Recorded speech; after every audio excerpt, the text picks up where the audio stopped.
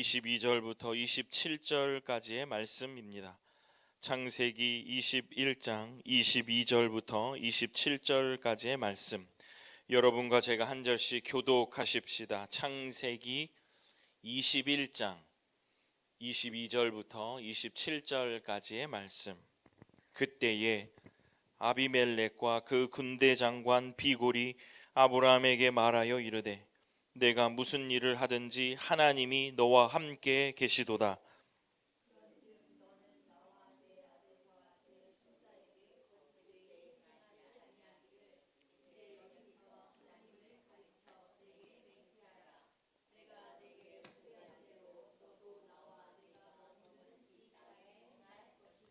아브라함이 이르되 내가 맹세하리라 하고,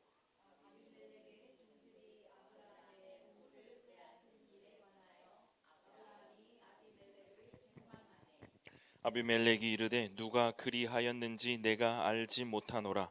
너도 내게 알리지 아니하였고 나도 듣지 못하였더니 오늘에야 들었노라.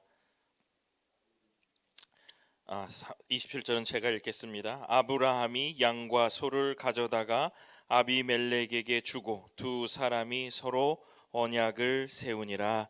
아멘. 기도하겠습니다. 고마우신 아버지 하나님, 은혜와 사랑을 진심으로 감사합니다. 하나님 아버지께서 주시는 귀한 은혜로 오늘도 말씀을 듣겠사오니 성령 하나님, 우리에게 조명해 주시는 대로, 비춰 주시는 대로 구석구석 주의 말씀을 잘 살펴 말씀의 결실을 맺게 하시고, 그 결실을 세상에 안 믿는 자들에게 보이며 살아가는 귀한 주의 성도들 되게 하여 주시옵소서. 감사드립니다. 예수님 이름으로 기도드립니다. 아멘.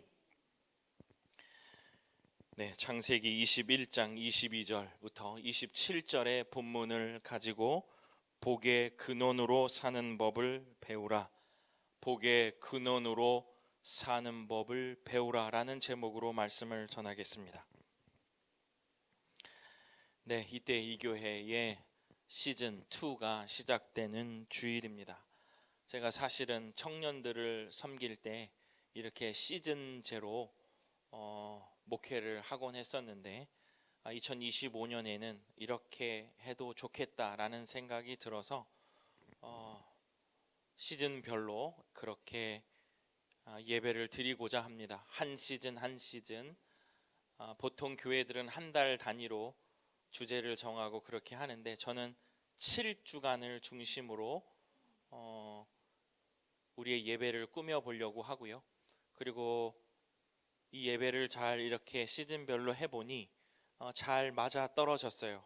우리의 리유니온 주일, 흩어지는 주일과 함께 잘 버무려져서 그 시즌이 조금 더 재미있어지겠다, 그런 생각합니다. 그래서 한 시즌 5 정도가 되면 우리 교회도 또 수련회도 부흥회도 할 수 있는 그런 기회가 생길 것 같고요. 그래서 그렇게 이 시즌별로 말씀을 따라간다면 우리 성도들에게도 말씀이 잘 인지되고 또 그 말씀이 잘 기억되면 그렇게 살게 되리라 하는 마음으로 이렇게 시즌별로 진행하려고 합니다. 그래서 시즌 1에는 생명으로 산다는 것은 이라는 주제로 6번의 설교를 했고요. 오늘 이 시즌 2에는 흩어져 산다는 것은 이런 주제를 가지고 6번의 설교를 하려고 합니다. 제가 한번 지나가는 말로 한번 말씀을 드리는 갈라디아서를 설교하고 싶습니다, 이렇게 말씀을 드린 적이 있는데, 갈라디아서를 연구를 하다 보니 너무 적용이 많아요. 교회 안에서, 그 다음에 사도 바울이 교회들에게 하신 말씀이 있어서 조금 더 흩어져 사는 것에 대한 기본적인 원리 설명을 드리고, 그 다음 갈라디아서를 강해를 한다면 조금 더 우리 성도들에게 이해가 좋겠다, 이렇게 해서 제가 조금 더 연구하고 준비해서 시즌 5 정도가 되면 우리 갈라디아서 강해 설교를 제가 할 수 있으리라 생각합니다. 그래서 시즌 2에는 흩어져 산다는 것을 그대로 창세기의 본문을 가지고 여러분과 말씀을 나누려고 합니다. 우리는 지난 시즌 1에서 생명으로 산다는 것은 무엇일까에 대한 이야기를, 말씀을 여러분에게 전해드렸습니다. 무엇이었습니까? 보지 못하는 것을 보는 것이다. 보지 못했던 것을 보는 것이다. 그것이 바로 생명으로 사는 삶의 아주 중심 내용이라고 말씀을 드렸습니다.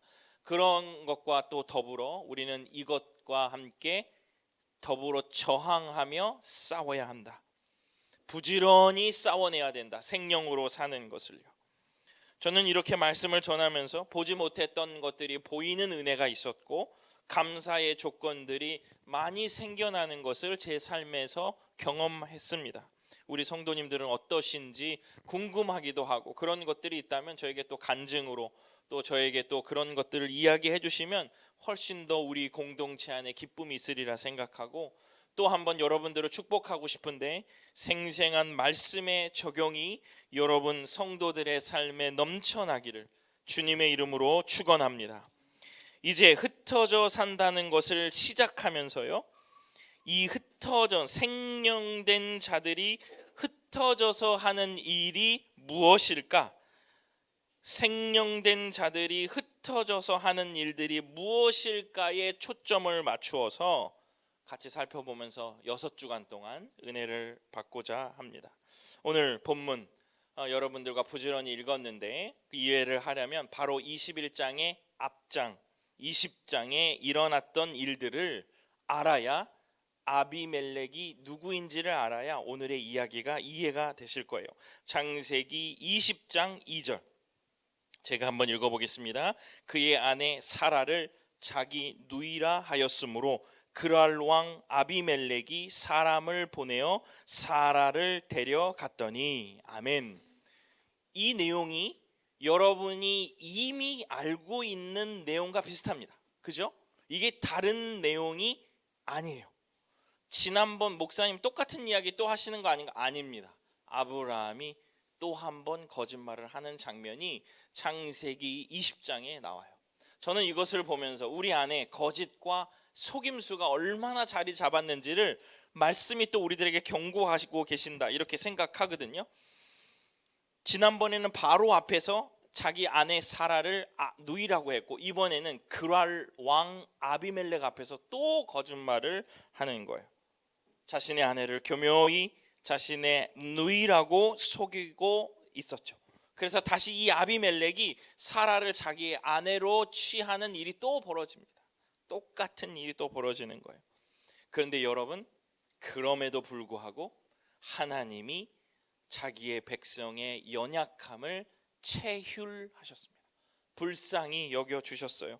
어떻게 여겼냐면요, 아비멜렉이 그것을 모르고 이 사실을 모르고 사례를 아내로 데려갔잖아요. 그런데 하나님께서 그것들을 아시고 그 아비멜렉의 집안의 모든 태를 다 닫으셨어요.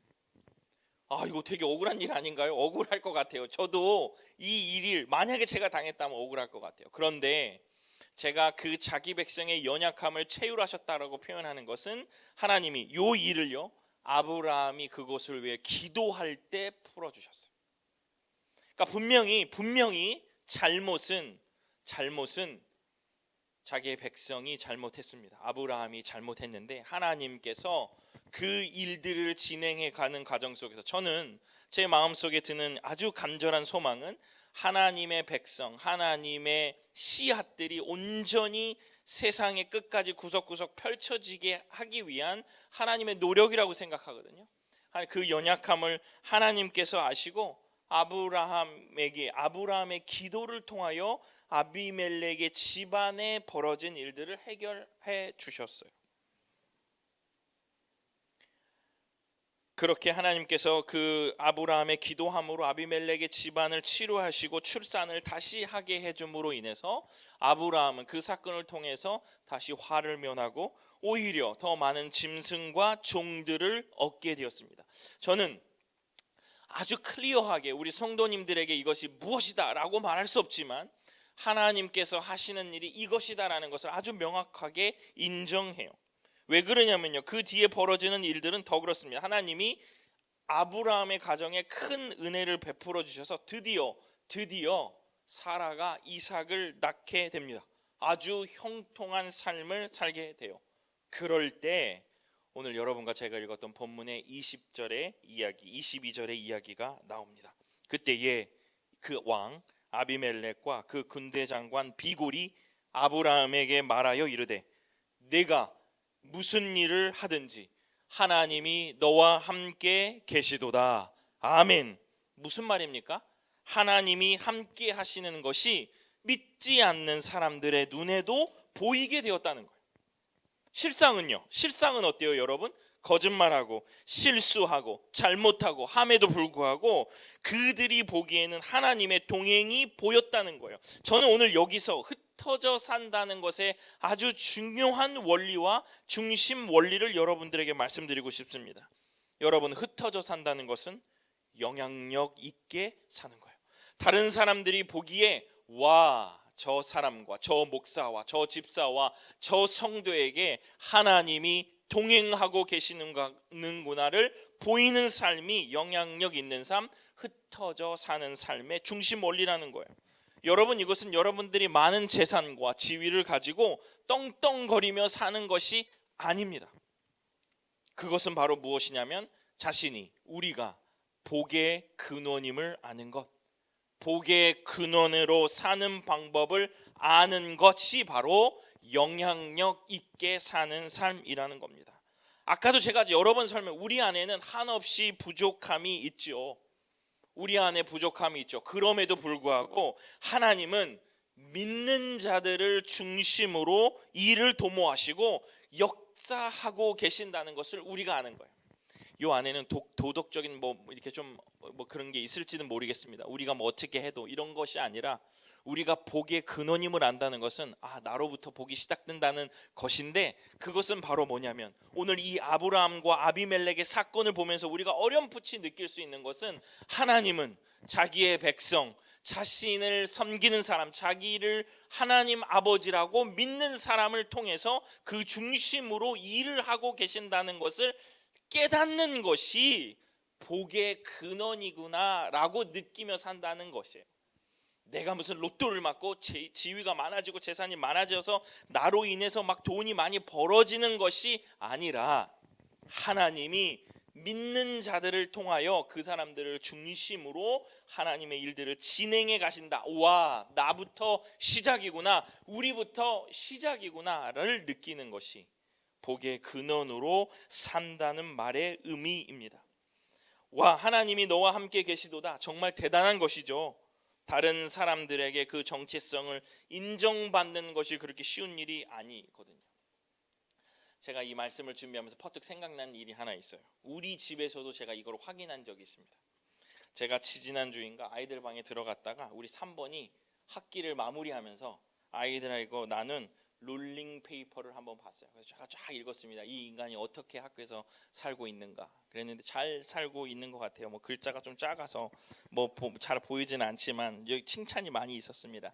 럭키 비키한 성원이, 우리 성원이가 피리를 잘 부는데 그 애들도 그거를 눈치를 챘더라고요. 그래서 피리를 잘 부는 성원이 막 이렇게 하는 응원하는 글들이 많았는데 그 중에 제 눈에 딱 띄는 글이 하나 있었어요. 요거 하나 있어요. 제 크게 요 글이에요.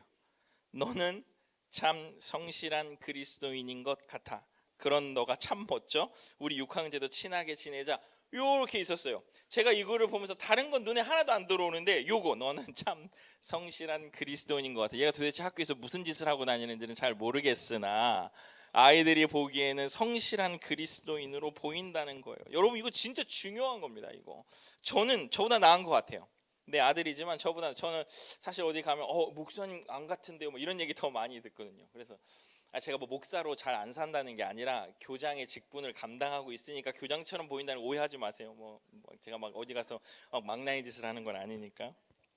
근데 저런 성실한 그리스도인이다 이렇게 인정받는 것은 참 어려워요. 왜 그러냐면 지금 이렇게 이 지금의 우리 현실 속에서도 보면 그 목사들 있잖아요. 목사들이 막 가가지고, 저는 사실 그 전 무슨 목사가 하는 일들을 이렇게 되게 자세히 보거든요. 어떤 일을 하고 있는지, 그가 얼마나 하나님을 경외하지 않고 얼마나 무례하게 하는지를 되게 보거든요. 근데 요즘에 또 새로운 신성이 하나 또 태어났잖아요. 그죠? 세계롭교회 무슨 목사.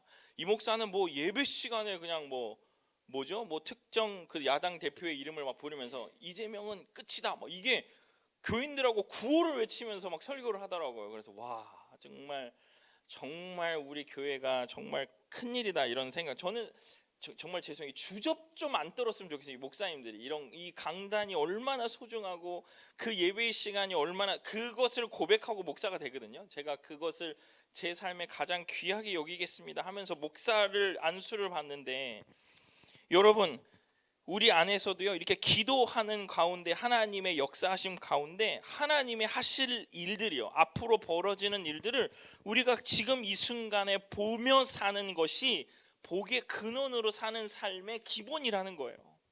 다른 사람들은 잘 보지 못해요. 그런데 생명으로 사는 사람들은 그걸 보잖아요. 하나님이 하실 일들을 오늘 내가 보는 것처럼 사는 것, 이게 생명으로 그리고 흩어져 사는 사람들의 이 삶의 원리인 거는, 영향력 있는 삶을 살려면요, 여러분, 즉 복의 근원임을 알게 되려면요, 우리는 훈련 받아야 됩니다. 그죠? 그냥 가만히 있는다고 우리가 복의 근원인지 뭔지 모르잖아요. 여러분, 다윗은 훈련을 받았어요. 그런데 사울은요, 똑같은 왕이거든요. 다윗은 훈련 받았어요. 엄청난 훈련을 받으면서 있어. 사울은요, 그 훈련을 받을 새가 없이 그 사람들의 요청에 의해서 왕이 됐거든요. 여러분 그 끝 아시죠? 그 결과 아시잖아요. 우리가 영향력 있고 복의 근원임을 아는 삶은요, 훈련 받아야 돼요.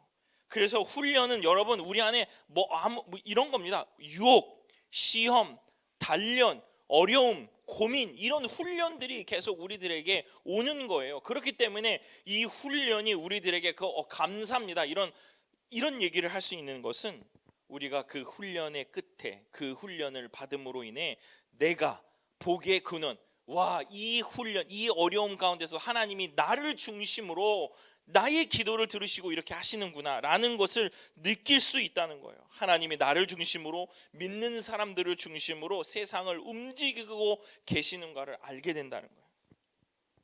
여러분, 그렇게 되면 우리가 어떤 삶의 태도를 취하게 됩니까? 하나님이 믿는 사람들을 중심으로, 내가 부족하고 내 안에 잘못이 있고 반복적인 실수가 있는데 하나님이 여전히 나를 사랑하신다라고 하나님께서 일하고 계신다면, 여러분 우리의 감정 속에 가장 먼저 드는 것은 무엇입니까? 겸손함입니다. 겸손함. 낮추게 되죠. 자신을 낮출 수밖에 없어요. 내가 여전히 반복. 오늘 아브라함 보세요. 그렇게 호되게 혼나놓고 오늘 또 속인다는 거야. 우리 안에 겸손해진다는 것은 주님을 의지한다는 것을 배우는 겁니다. 그 숱한 실수와 훈련, 그럼에도 아브라함은 복의 근원임을 알게 되었습니다. 창세기 21장 25절, 아비멜렉의 종들이 아브라함의 우물을 빼앗은 일에 관하여 아브라함이 아비멜렉을 책망하며, 여러분 이것도 보세요. 아비멜렉이, 야, 너와 함께 하나님이 항상 하시는 거 내가 본다. 그런데 아브라함이 그렇게 칭찬하고 있는 아비멜렉에게 이런 얘기를 해요. 야, 너의 종들이 내 우물 뺏었어. 그 순간에 여러분 얼마나 불편해요? 얼마나 불편한, 자기는 칭찬했는데 아브라함에게서 돌아오는 말은, 야, 너 내 종들이 내 우물 뺏었어, 이 얘기하고 있는 거거든. 근데 아비멜렉이 자기 몰랐다고 발뺌을 해요. 세상이 그런다는 거예요. 그 다음에 이 발뺌을 하고 있는 아비멜렉의 그 다음 아브라함의 행동을 한번 보세요. 창세기 21장 27절 28절, 제가 겸손해지고 복의 근원임을 깨달았다라고 말하는 그 말씀의 증거예요. 아브라함이 양과 소를 가져다가 아비멜렉에게 주고 두 사람이 서로 언약을 세우니라. 아브라함이 7 암양 새끼를 따로 놓으니. 아멘. 여러분 이게 뭡니까? 아비멜렉이 나한테 잘못했다고 하는데 아브라함이 아비멜렉에게 양과 소를 주는 장면이에요. 잘못했다고 말해놓고 그 삶 속에서 자신은 낮추고 그 도리어 아비멜렉에게 양과 소를 주고 이 7 암양 새끼를 줬다는 것은 그 우물에 판 언약을 세우는 일이거든요. 잘못은 아비멜렉이 했는데 도리어 아브라함이 양과 소를 많이 줘요. 여러분, 이 소위 말해서 우리 애들 쫄 뭐 이러는데 지금 아브라함이 여기서 쫄아서 아비멜렉에게 주는 것 같습니다. 아닙니다. 훨씬 더 군사적 힘이 아브라함이 훨씬 강했어요. 물질적인 거, 부유함도 아브라함이 훨씬 더 많았습니다. 그런데 복의 근원임을 알았던, 자기의 실수와 연약함 속에서도 하나님이 자기를 용서하시고 자기를 위하여 하나님께서 일하시는 것을 깨달은 아브라함은 자신을 그랄 앞에서, 아비멜렉 앞에서 자기를 낮춰요. 겸손하게 해요. 겸손한 마음으로 자신을 희생할 줄 아는 모습이 바로 뒤에 나와요. 여러분, 그러니까 영향력이 생기는 거예요. 여러분, 참 중요한 지점이라고 생각합니다. 여러분, 우리가 영향력을 만들고 싶고 누군가에게 무언가 영향을 끼치고 싶을 때 여러분 어떻게 해요? 순리대로 하는 경우도 많이 있지만 어거지 많이 쓰잖아요. 자기 것 잘 찾아 먹어라 얘기 많이 하죠. 가성비 따지며 사는 것이 가치롭다라고 우리 안에 치부돼 버릴 수 있어요. 그런데 여러분 진짜 영향력은요, 나의 영향력으로 꽉 채우려고 애쓰는 것보다 내가 물러나서 하나님의 영역이 많아질 때 진짜 영향력이 생기는 겁니다. 아브라함이 여기서 따지고 물어서 그 우물을 뺏어간 가격을 받을 수 있어요. 그럼에도 불구하고 7 암양 새끼를 줌으로 인해서 그 나라에서 그 사람들과 굉장히 화평한 시대를 살게 되거든요. 영향력을 엄청 가져 존경하는 사람으로 여전히 아브라함이 남아있는 모습을 볼 수 있습니다. 공정 따지는 삶보다 이해, 나눔, 포기, 양보가 많아져야 우리의 삶에 영향력 있는 그리스도인이 돼요. 실제로도 그럴 겁니다. 여러분, 너가 한번 샀으니 내가 한번 살게, 너가 뭐 했으니 내가 한번 할게. 그렇게 되면 그냥 그것은 소위 말해서 비즈니스적인 관계가 될 수 있어요. 그러나 정말 끈끈하게 영향력을 서로 주고받을 수 있는 관계는 내가 한번 더 사는 것, 내가 더 한번 이해하는 것, 내가 더 물러나는 것일 때, 예수의 이름으로 한번 양보해 줄 때 그게 그리스도인으로, 성도로 우리들에게 영향력이 생기는 것입니다. 사랑하는 성도 여러분, 내가 채우는 것보다 비울 때요, 하나님의 능력이 그곳에 채워짐을 여러분 기억하시길 바랍니다. 복의 근원으로 살고 싶으세요? 복의 시작으로 살고 싶으세요? 내가 조금 물러나는 겁니다. 내가 물러난다고 해서 그 사람이 밀고 들어오는 것이 아니라 하나님, 내가 물러나는 그 공간에 하나님의 능력이 채워지게 도와주십시오. 이런 기도 우리 할 수 있잖아요. 그럴 때 우리가 흩어져 살지라도 영향력 있는 그리스도인이 될 수 있는 것입니다. 시간을 알차게 사용하려고 여러 가지 서점을 뒤져보면 많은 책들이 자기 개발서로 채워져 있는 것을 볼 수 있어요. 대표적인 게 막 미라클 모닝이잖아요. 그런 것만 외치지 말고요, 그 시간에 하나님의 시간으로 그것을 채워보십시오. 내가 샤워 어떻게 하고 운동 어떻게 하고 뭐 어떤 오일을 마시고 이런 미라클 모닝보다 그 시간을 하나님의 시간으로 채울 때요, 우리의 삶이 훨씬 더 영향력 있는 삶이 되리라 믿습니다. 하나님이 일하시는 것이요, 내 운동 시간보다 더 미라클한, 더 기적적인 아침의 시간이 될 수 있다라는 거예요. 사랑하는 성도 여러분, 기억하십시오. 내가 어거지로 만들어서 내가 그것을 채우려고 하면 한도 끝도 없습니다. 계속 그것들 따라가야 되지만 하나님의 능력이 채워짐을 기도하고 기대할 때에 하나님께서 우리의 삶에 은혜를 주셔서 복의 근원으로 살게 되는 놀라운 은혜를 우리들에게 주시리라 믿습니다. 말씀을 마칩니다. 흩어져 산다는 것은 첫 번째 시간, 영향력 있는 삶입니다. 여러분, 우리 그러고 싶잖아요. 저는 정말 그러고 싶거든요. 목사로 영향력 있는 목사 되고 싶고요, 영향력 있는 교장 되고 싶거든요. 또 한 번 하나님의 말씀 속에서 깊이 깨닫습니다.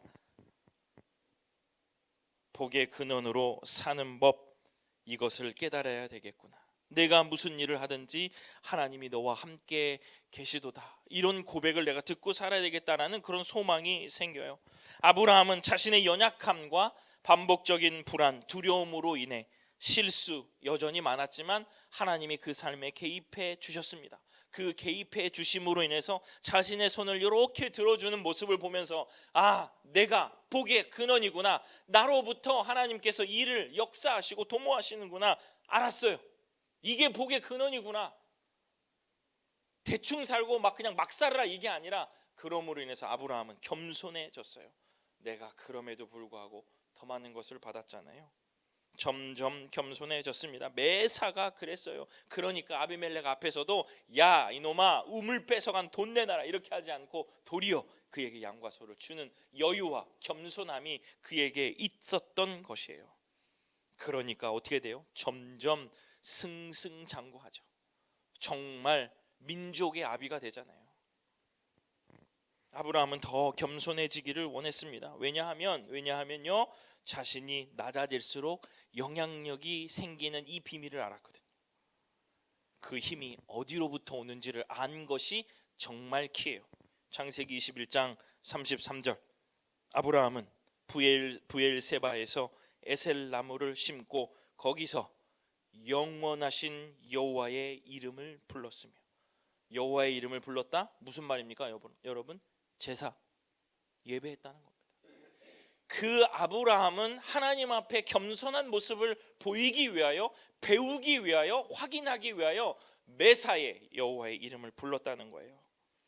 형통한 삶을 사는 모든 이유는 영원하신 하나님 안에 있기 때문에 이게 가능하다는 것을 그가 깨달았고, 그리고 그것을 있을 때에만 가능하다는 것을 그는 예배로 표현한 거예요. 여러분이 예배가 그렇게 소중한 겁니다. 복의 근원으로 살고 싶은 소망들은 많은데 예배드리지 않아요. 하나님 앞에 나오는 시간이 점점 줄어들어요. 복의 근원으로 살 때는 예배를 통하여 자신의 겸손함과 하나님의 왕되심을 고백할 때, 찬양할 때에 우리 안에 그것이 스며 들어온다는 거예요. 사랑하는 성도 여러분, 이 세상에서 영향력 있는 주님의 성도들 되시기를 주님의 이름으로 축원합니다. 그런데 조건이 있다는 거예요. 그러려면 여러분들이 복의 시작임을 여러분 확인하십시오. 여러분을 통해서 하나님이 일하신다는 것을 마음에 굉장히 강한 믿음으로 가지고 계셔야 된다는 거예요. 내가 이런 실수, 나의 이런 부족함, 나의 이러한 삶의 어려움들이 있지만 내가 기도하며 하나님을 믿을 때에 하나님이 나를 중심으로 이 세상이 움직이고 있다는 것을 여러분 한 번쯤 깨달으셔야 돼요. 나로부터 시작이구나.